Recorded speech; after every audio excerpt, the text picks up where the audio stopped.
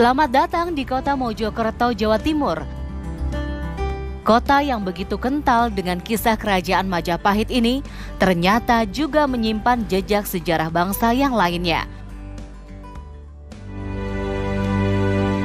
Terutama terkait jejak perjalanan hidup Presiden pertama Republik Indonesia, Soekarno.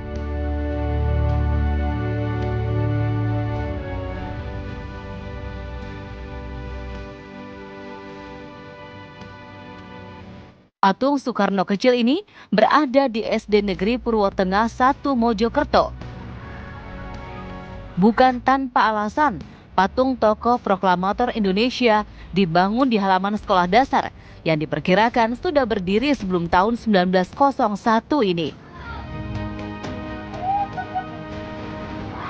Iya, Presiden pertama Republik Indonesia tersebut ternyata pernah bersekolah di SD Negeri Purwotengah 1. Sekolah dasar yang menjadi salah satu cagar budaya di kota Mojokerto ini menjadi saksi perjalanan hidup Soekarno kecil menempuh pendidikan dasar. Secara jelas ya, kita ini kan 1901 sudah ada.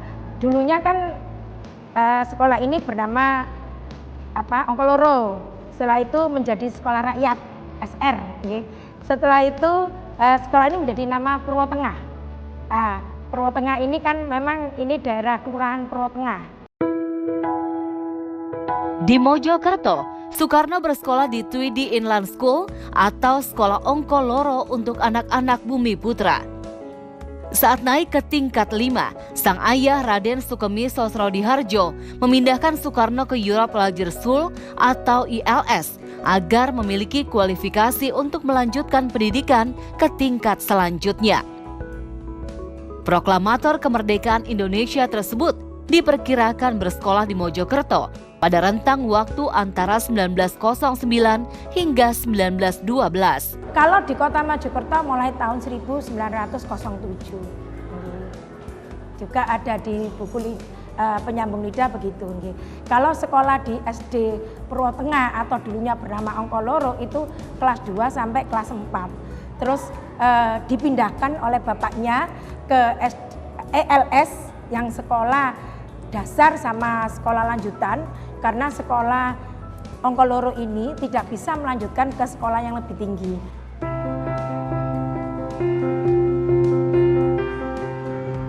Peninggalan sejarah perjalanan hidup sang proklamator bangsa di SDN Purwotengah 1 hingga kini masih dijaga.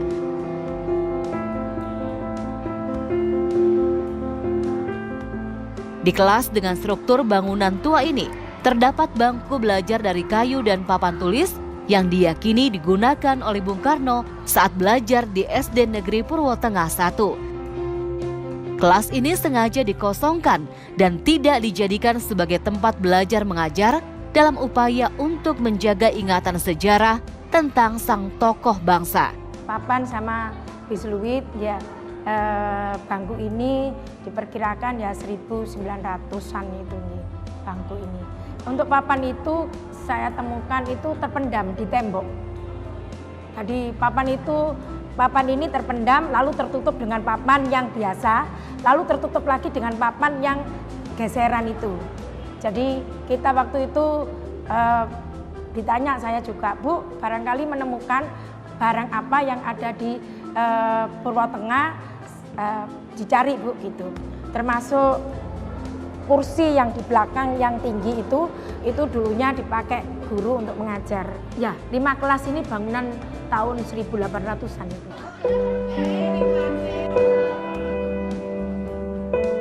Endang Pujiastuti, wanita yang menjabat sebagai kepala sekolah SD Negeri Purwotengah 1 ini merupakan sosok pemerhati sejarah. Wanita kelahiran tahun 1967 ini adalah orang yang mencari bukti keberadaan Soekarno di sekolah tempatnya mengajar. untuk menemukan fakta-fakta. Endang Pujiastuti menggandeng tim pengkaji fakta Soekarno di Mojokerto dan rekan-rekan guru. Bukan hanya itu, Endang bahkan sempat melakukan riset hingga ke beberapa kota di Jawa Timur. Hingga akhirnya ia menemukan bukti bahwa Soekarno pernah bersekolah di Mojokerto. Saya ditempatkan di SDN Purwotengah, maka tugas dari sekolah cagar budaya, dan kebetulan kami juga waktu itu ditunjuk untuk mencari kebenaran apakah benar Soekarno itu pernah sekolah di sini. Sejak saat itu saya berpikiran bahwa di saat saya harus meneliti atau riset ke kota-kota di mana Soekarno pernah tinggal, sehingga saya jalan ke kota Blitar, ke kota Kediri, Tulungagung, Jombang, Sidoarjo, terakhir ke Surabaya, kembali lagi ke Jombang. Saya mendapatkan sebuah dokumen yang sangat penting yang saat waktu itu saya tunggu-tunggu, kebenaran Soekarno itu ada di kota Mojokerto. Di saat itu saya mendapatkan namanya Bisluit yang SK-nya Bapak Sukemi Sosrodiarjo yang pernah ditugaskan di kota Mojokerto. Iya, pada 22 Januari 1909, ayah Soekarno, Sukemi Sosrodiharjo mendapatkan tugas mengajar di Mojokerto. Dokumen SK mengajar Raden Sukemi tersebut berdasarkan beslit yang diterbitkan oleh Kementerian Pendidikan Pemerintah Kolonial Belanda.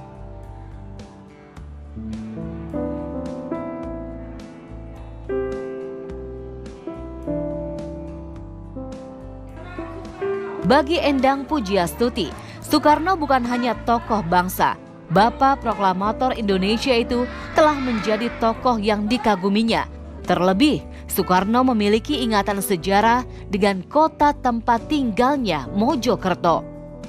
Kekaguman terhadap tokoh bangsa itu membawa Endang melahirkan sejumlah karya tulis berupa buku. Di antaranya adalah buku berjudul Tapak Tilas Sang Putra Fajar di Mojokerto dan menguak perjalanan hidup Soekarno. Yang saya kagumi di sini tokoh Soekarno adalah semangatnya, perjuangannya, pengorbanannya, kecerdasannya, untuk belajarnya yang selalu mengutamakan bangsa dan negara.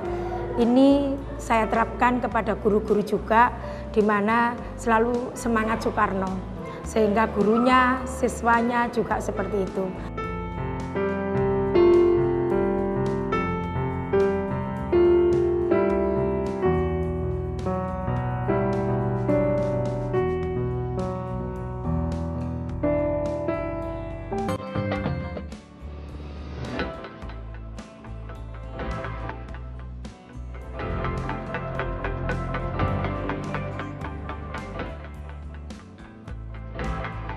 Sisa-sisa kejayaan Kerajaan Majapahit masih bisa ditemui di Mojokerto, Jawa Timur hingga kini. Kecamatan Trawulan merupakan daerah yang dahulu diyakini menjadi ibu kota dari kerajaan yang menguasai hampir seluruh Nusantara tersebut. Salah satu sisa peninggalan kejayaan Majapahit yang masih bisa dilihat adalah Candi Brahu. Candi yang dibangun sejak masa Raja Brawijaya pertama dan merupakan candi tertua di antara candi-candi lain di kawasan Trawulan. Keberadaan Candi Brahu dapat ditemui di Desa Bejijong, Kecamatan Trawulan, sebuah desa yang seringkali disebut sebagai Kampung Majapahit di Kabupaten Mojokerto.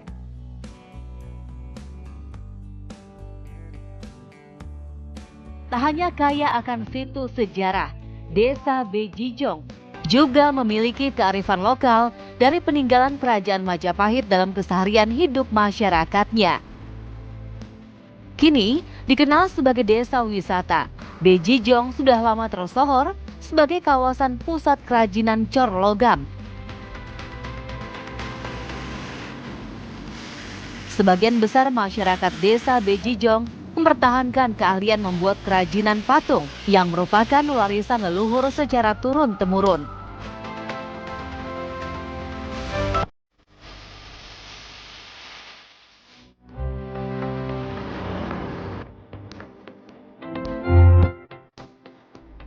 Salah satu perajin cor kuningan di Desa Bejijong adalah Agus Kasianto.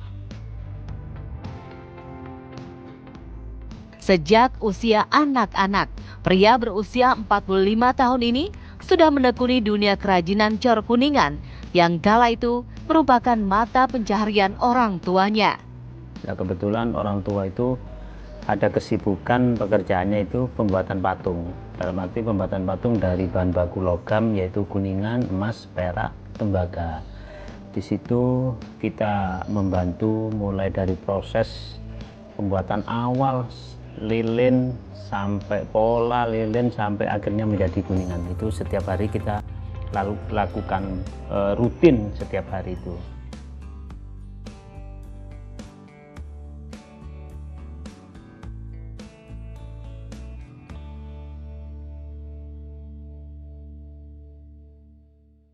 Selain kuningan, bahan dari perak, perunggu, bahkan emas adalah logam yang dapat digunakan untuk membuat patung. Untuk tekniknya, perajin dapat menerapkan teknik las, tempa, cor atau tuang, dan cetak. Kerajinan tuang atau cor logam pada prosesnya menggunakan teknik cetakan atau mal yang terbuat dari lilin atau tanah.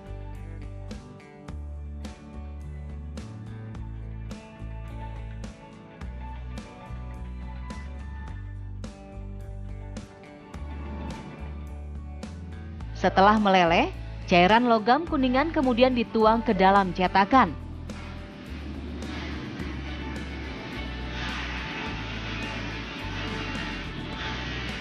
Cairan logam lalu dibiarkan selama 3 hingga 4 jam sampai mengeras.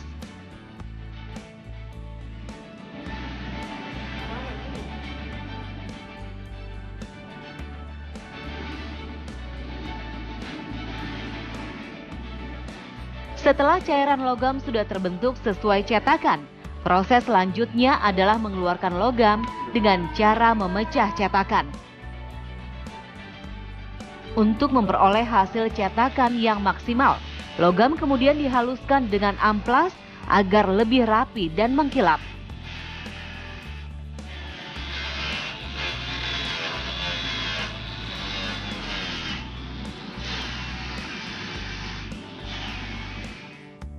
Selanjutnya, logam hasil cetakan dapat dilakukan pengelasan untuk dirangkai.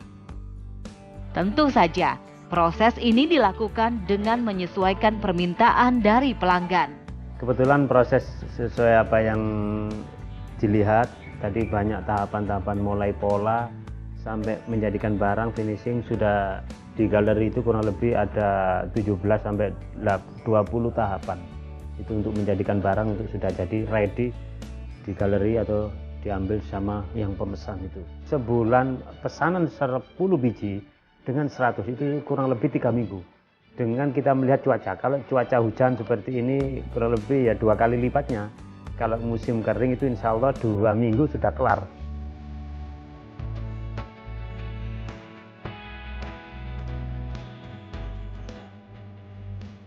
Pecinta kerajinan patung dari logam tidak jarang memilih warna yang terkesan usang agar patung terlihat kuno. Biasanya, perajin akan menerapkan teknik pewarnaan di akhir proses untuk memperoleh hasil yang diinginkan. Dari barang yang kita buat, dari itu bagian dari finishing. Kalau sudah ada warna, otomatis kalau warna kita dari logam kuningan, itu warnanya kuning. Habis setelah kita pengecoran, setelah sudah jadi kuningan, itu nanti kita finishing namanya pewarnaan. Itu mau di warna putih, ada coklat, ada hijau dan lain sebagainya. Itu finishing aja sesuai permintaan yang kita dapat pesanan itu.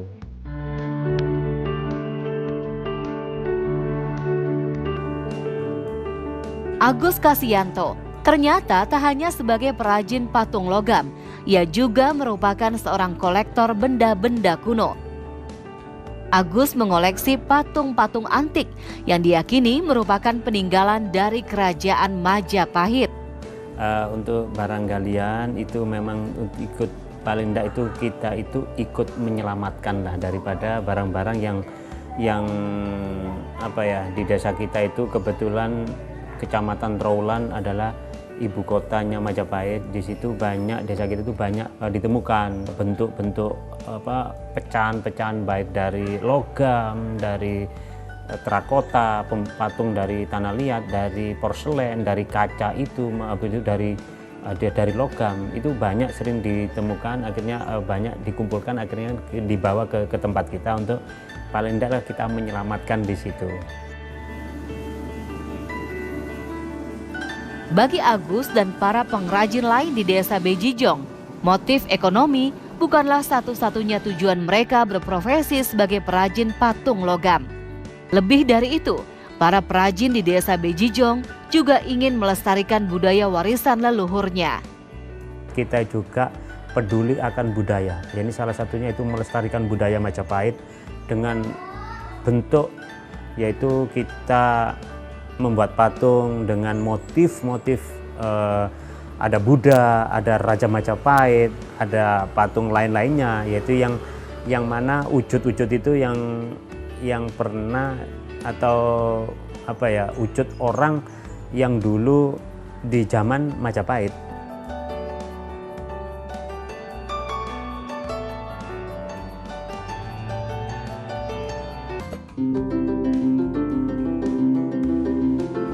Jatinegara memang menyimpan sejarah panjang. Hingga kini, sejumlah bangunan peninggalan di masa kolonial pun masih bertahan. Mulai dari Stasiun Jatinegara, Pasar Mester, hingga bertahannya penamaan kawasan Majemuk dan Toleransi hingga kini dengan berdirinya gereja, masjid, serta vihara secara berdekatan di Jatinegara. Menyusuri jejak sejarah Jatinegara akan dimulai pada Stasiun Jatinegara. Stasiun Jatinegara merupakan salah satu stasiun terbesar di Batavia pada masanya.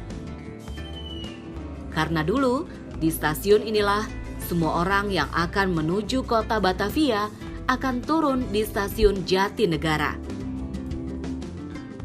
Ada seorang guru dari Belanda bernama Cornelis Senen, lalu dia terkenal sebagai Master Cornelis, sehingga orang-orang mengenal kawasan Jatinegara itu sebagai Master Cornelis sebelum menjadi Jatinegara di kira-kira tahun 1661. Abad ke-18 kemudian orang mulai mengenal nama Jatinegara. Kemudian pada tanggal 31 Maret 1887 kereta api dibangun oleh perusahaan Batavia Ooster Spoorwegmaatschappij atau BOS. Lalu kemudian tadi tanggal 31 Maret 87 itu dibeli oleh Staatspoorwegen dan sehingga menjadi stasiun seperti yang ada saat ini. Konon, kereta yang digunakan di Stasiun Jatinegara yang dibangun pada tahun 1910 ditarik dengan tenaga kuda. Namun cara ini hanya berlangsung 10 tahun, mengingat lebih dari 567 kuda mati kelelahan. Sekitar awal 1900, pemerintah Hindia Belanda kemudian menggunakan tram untuk menghubungkan Jatinegara dengan kota Intan. Dengan bergaya khas Art Deco, Stasiun Jatinegara memiliki atap layaknya rumah Eropa dengan kemiringan tajam. Dengan genteng berwarna coklat, terdapat jendela di bagian puncak atas atap berwarna abu-abu dan putih. Di atap tersebut juga ada bangunan berbentuk segitiga berwarna putih dan lingkaran berwarna abu-abu. Di samping pintu masuk utama Stasiun Jatinegara, terdapat papan putih bertuliskan bangunan dinyatakan sebagai benda cagar budaya. Karenanya, meski Stasiun Jatinegara tengah berbenah, sejumlah bangunan tetap dipertahankan. Stasiun yang aslinya kita pertahankan dan kemudian ditambah fungsi-fungsi penunjang lainnya seperti penambahan peron, lalu penambahan jalur dan membuat menjadi elevated. Yang dipertahankan itu bangunan utama, yang bangunan asli yang pertama kali dibangun. dan bagian-bagian ornamen-ornamen yang masih bisa dipertahankan untuk menunjukkan ciri khas atau keaslian bangunan tersebut. Untuk yang lainnya, bangunan pendukung-pendukungnya kita sesuaikan dengan kebutuhan hari ini. Di antaranya peronnya kita naikkan dan kita tambah jalur. Lalu kemudian stasiun barunya itu kita perluas sehingga bisa menampung jumlah penumpang yang lebih banyak dari kondisi hari ini. Jalan raya di depan stasiun Jatinegara pun menyimpan cerita. Berbagai kisah panjang membuat Jatinegara tak hanya sebagai tempat para penumpang menunggu kereta api luar daerah. Jatinegara diartikan sebagai negara sejati. Kawasan ini tercatat makin berkembang setelah datangnya pemuka agama Kristen dari Maluku, Cornelis van Senen, yang mendapatkan gelar Master yang bermakna guru. Nama Master pun kemudian dipakai hingga kini pada nama Pasar Master Jatinegara atau Pasar Lama Jatinegara.